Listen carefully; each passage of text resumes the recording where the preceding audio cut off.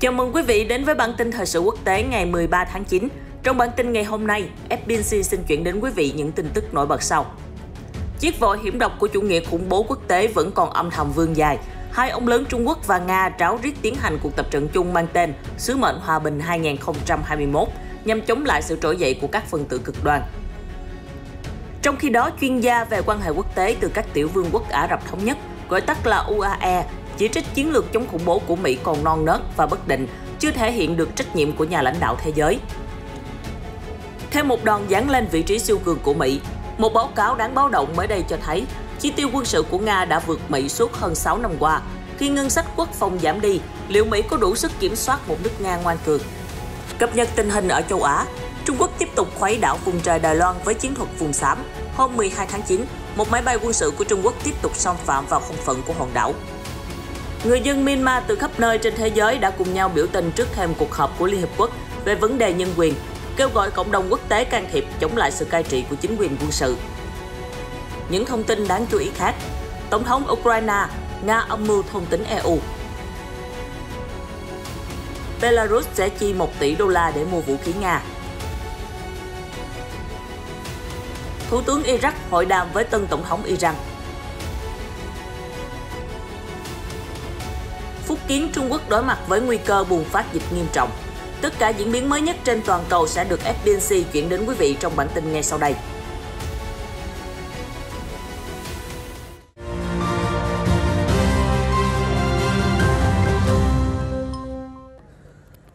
Taliban lên nắm quyền, toàn cầu lại đối mặt với nỗi lo tiềm tàng về sự trỗi dậy của chủ nghĩa khủng bố nếu lực lượng này tiếp tục cho các phần tử cực đoan như 20 năm về trước.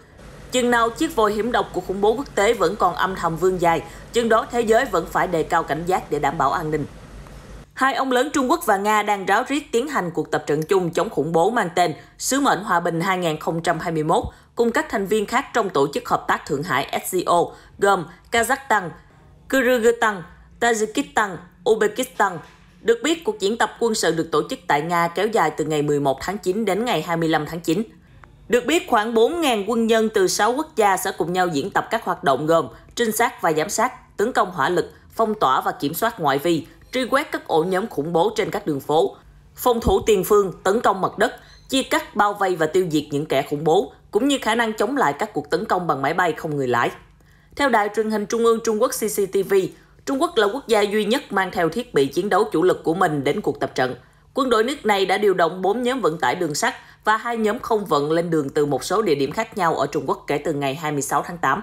CCTV đưa tin, tất cả 558 binh sĩ quân đội Trung Quốc POA cộng với 130 phương diện và thiết bị đã đến địa điểm tập kết hôm 10 tháng 9. Lưu ý rằng, đây là lần đầu tiên Bắc Kinh triển khai máy bay vận tải chiến lược Y-20 trong một cuộc tập trận chung.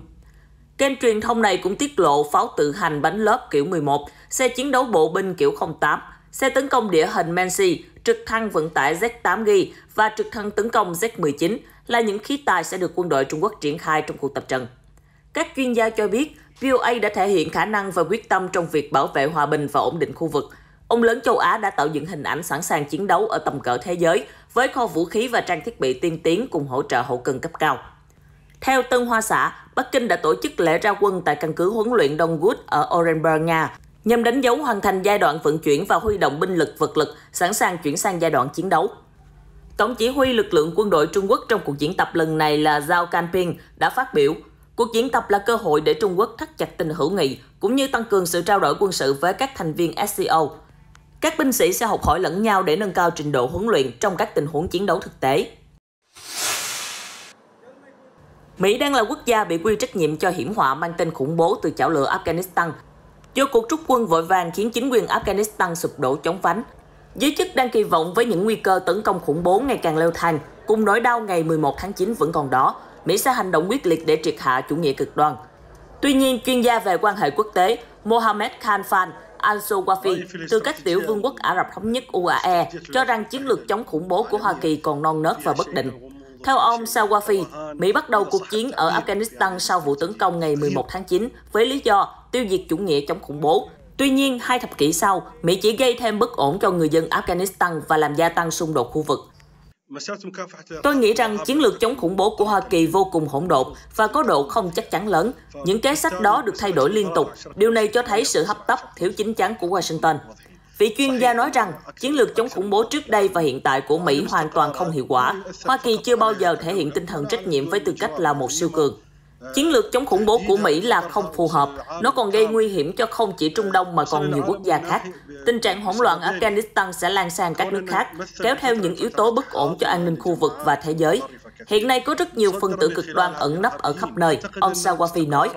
Ông kêu gọi quốc tế cùng giúp Afghanistan sớm tái thiết, xây dựng hòa bình. Đây chính là nền tảng để giảm rủi ro tiềm ẩn trong khu vực. Một báo cáo mới đây của trang phân tích dữ liệu Our World in Data, thế giới dữ liệu của chúng ta, có trụ sở tại trường đại học Oxford, Vương quốc Anh, lại củng cố thêm luận điểm vị thế siêu cường của Mỹ đang bị lung lay. Trang này đã tiết lộ số tiền mà Moscow chi tiêu cho quân đội theo tỷ lệ phần trăm GDP đã vượt qua Washington trong ít nhất 6 năm nay. Cụ thể, từ năm 2003 đến năm 2013, Mỹ hoàn toàn lấn áp Nga với việc chi tiêu phần trăm GDP cho quân đội của mình, cao hơn hẳn so với Moscow. Tuy nhiên, kể từ năm 2014, chi tiêu của Nga tương ứng với GDP của nước này đã vượt mặt Mỹ. Con số này tăng vọt lên mức 5,45% so với 3,42% của Hoa Kỳ vào năm 2016. Giám đốc Cục Tình báo Quốc phòng Mỹ Scott Perrier đã bày tỏ quan ngại của mình trong phiên điều trần của Ủy ban Quốc phòng Thượng viện. Quân đội Nga là một mối đe dọa hiện hữu đối với Hoa Kỳ. Moscow đang không ngừng đầu tư vào các lực lượng chiến lược của mình, tăng cường khả năng răn đe, nhưng điều này khiến Mỹ sẽ gặp rủi ro trong tương lai. Bên cạnh đó, trang tin còn chỉ ra một rắc rối khác là không chỉ có Hoa Kỳ đã giảm chi tiêu quân sự so với GDP, mà cả ngân sách quân sự của đồng minh Anh Quốc cũng đã giảm mạnh kể từ năm 2009. Theo đó, từ mức 2,42% GDP chi tiêu cho quân đội vào năm 2019, con số này đã giảm xuống dưới mức 2%.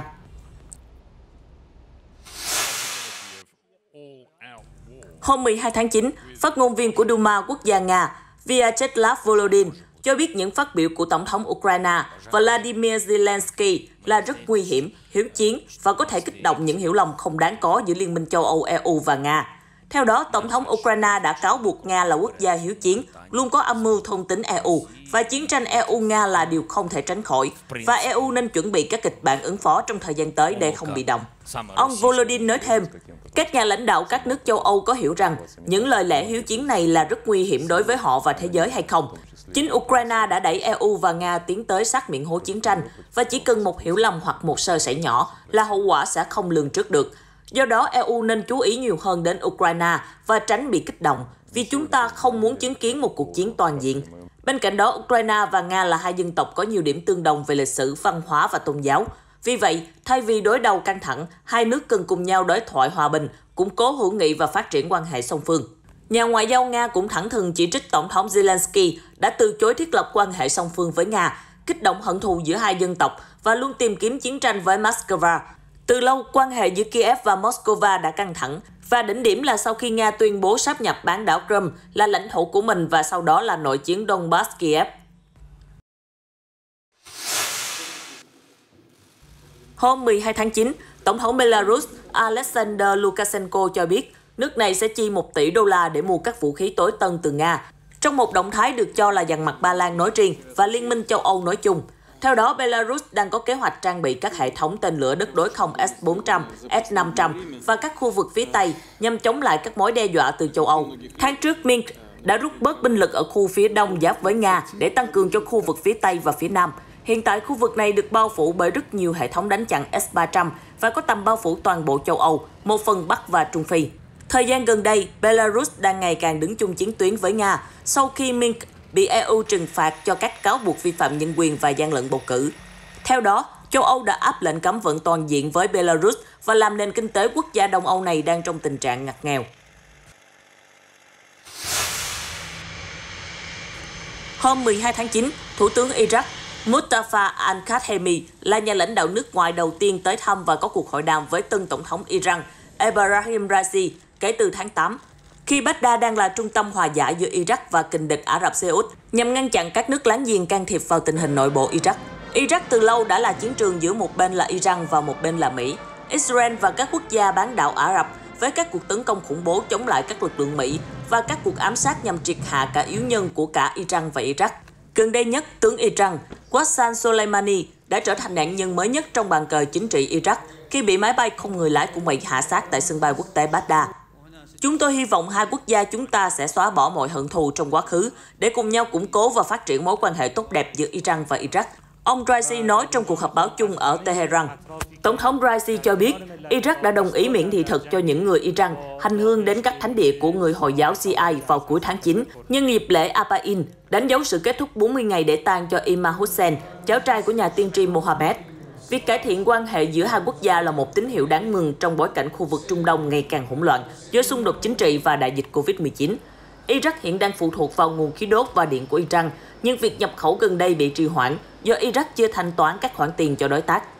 Cuối năm ngoái, công ty khí đốt nhà nước của Iran cho biết họ đã giảm lượng cung cấp khí đốt cho Iraq từ 17 triệu mét khối xuống còn 5 triệu mét khối mỗi ngày do khoản nợ hơn 6 tỷ đô la chưa được thanh toán, khiến cho Baghdad và các thành phố của Iraq bị thiếu điện trầm trọng. Chuyển sang tình hình khu vực châu Á, người dân Myanmar từ khắp nơi trên thế giới đã cùng nhau biểu tình trước thềm cuộc họp của Liên Hiệp Quốc về vấn đề nhân quyền, nhằm kêu gọi cộng đồng quốc tế can thiệp chống lại sự cai trị của chính quyền quân sự tại quốc gia Đông Nam Á này. Theo đó, các cuộc biểu tình đã diễn ra ở hơn 10 quốc gia vào cuối tuần qua. Những người tham gia biểu tình đã kêu gọi cộng đồng quốc tế từ chối công nhận, áp đặt các biện pháp trừng phạt lên chính quyền quân sự và ủng hộ chính phủ thống nhất quốc gia NUG do bà Aung San Suu Kyi lãnh đạo. Myanmar đã rơi vào hỗn loạn sau cuộc đảo chính của quân đội vào ngày 1 tháng 2 vừa qua nhằm lật đổ chính quyền dân sự của nước này. Kể từ đó đến nay, quốc gia Đông Nam Á này luôn trong tình trạng căng thẳng khi rất nhiều người dân thiệt mạng bắt bớ vô cớ, cũng như một số chính trị gia bất đồng chính kiến đã mất tích không rõ lý do. Tại thủ đô Tokyo, Nhật Bản, khoảng 1.400 người Myanmar đã tham gia cuộc biểu tình, họ hô vang khẩu hiệu Myanmar tự do và giơ 3 ngón tay nhằm thể hiện sự chống lại chính quyền quân sự. Những người biểu tình ở Tokyo chủ yếu là thanh niên Myanmar xuất khẩu lao động và những người Nhật Bản ủng hộ họ. Cùng ngày, đại diện những người Myanmar trên thế giới cũng đã trao một lá thư cho Liên Hiệp Quốc nhằm thể hiện sự chống lại chính quyền quân sự và yêu cầu tổ chức này công nhận chính phủ dân sự. Trước đó, quyền chủ tịch lưu vong của NUG đã kêu gọi người dân toàn quốc nổi dậy chống lại sự cai trị của quân đội và chuẩn bị cho một cuộc chiến lâu dài. Trung Quốc liên tục khuấy đảo vùng trời Đài Loan với chiến thuật vùng xám. Hôm 12 tháng 9, một máy bay quân sự của Trung Quốc đã bay vào vùng nhận dạng phòng không ADIZ của hòn đảo, đánh dấu lần xâm nhập thứ 10 trong tháng này. Theo cơ quan phòng vệ Đài Loan MND, máy bay tác chiến chống tàu ngầm Thiểm Tây Y-8 của lực lượng không quân giải phóng nhân dân PLAAF đã tiến vào góc Tây Nam của ADIZ của Đài Loan. Đáp lại, Đài Loan đã điều máy bay, phát cảnh báo vô tuyến và triển khai hệ thống tên lửa phòng không để theo dõi máy bay của PLAAF. Cuộc xâm nhập ngày hôm qua đánh dấu ngày thứ 9 liên tiếp máy bay Trung Quốc bay vào vùng nhận dạng phòng không Đài Loan. Trong tháng này, Bắc Kinh đã gửi một loạt máy bay do thám, chiến đấu cơ và cả máy bay ném bom xâm phạm vào không phận hòn đảo. Kể từ tháng 9 năm ngoái, Bắc Kinh đã tăng cường chiến thuật vùng xám bằng cách thường xuyên đưa máy bay vào ADIZ của Đài Loan, với hầu hết các lần xuất hiện đều diễn ra ở góc Tây Nam của khu vực này. Theo dữ liệu của MND, máy bay Trung Quốc đã bị phát hiện trong ADIZ Đài Loan 14 lần vào tháng 7, 10 lần vào tháng 6, 18 lần vào tháng 5, 22 lần vào tháng 4, 18 lần vào tháng 3, 17 lần vào tháng 2 và 27 lần vào tháng Giêng. Năm ngoái, chúng đã được quan sát 19 lần vào tháng 12, 22 lần vào tháng 11 và 22 lần vào tháng 10. Theo khảo sát mới đây của chính phủ Trung Quốc, thành phố Duyên Hải Phủ Điền thuộc tỉnh Phúc Kiến phía đông Trung Quốc là một trong những nơi có nguy cơ bùng phát dịch ở mức nghiêm trọng nhất. Cụ thể, thôn Butu và thôn Blinsan thuộc thị trấn Phantin với tổng dân số là 101.000 là hai nơi được đánh giá có nguy cơ bùng phát Covid-19 cao nhất Trung Quốc. Theo các nhân chứng địa phương, mỗi con đường giao thương với hai thôn này hiện đã bị khóa chặt nhằm cách ly với thế giới bên ngoài. Chỉ những xe chuyên chở nhân viên y tế và nhu yếu phẩm hàng ngày mới được phép đi vào vùng cách ly. Tất cả đồ dùng hàng ngày cho cư dân trong các thôn trên đều được phân phát bởi chính quyền. Hiện tại, thị trấn Phantin đã thiết lập 135 điểm xét nghiệm acid nucleic và một số điểm xét nghiệm PCR cho cư dân nhằm truy vết các ca nhiễm F0. Hôm 12 tháng 9, Văn phòng Giáo dục thành phố Phủ Điền đã ban hành một thông tư khẩn cấp về việc đình chỉ việc học tập ngoại tuyến, bao gồm tất cả các cơ sở giáo dục công lập và tư thục trong vòng xung quanh thành phố, ngoại trừ học sinh lớp 12 đang cách ly trong khuôn viên trường đóng cửa. Tính đến hiện tại, đã có tổng cộng 64 trường hợp dương tính với Covid-19 được ghi nhận, bao gồm 32 trường hợp không có triệu chứng và 32 người mang mầm bệnh không có triệu chứng. Tin tức vừa rồi cũng đã kết thúc bản tin thời sự quốc tế hôm nay. Cảm ơn sự quan tâm của quý vị. Xin chào và hẹn gặp lại ở các bản tin sau.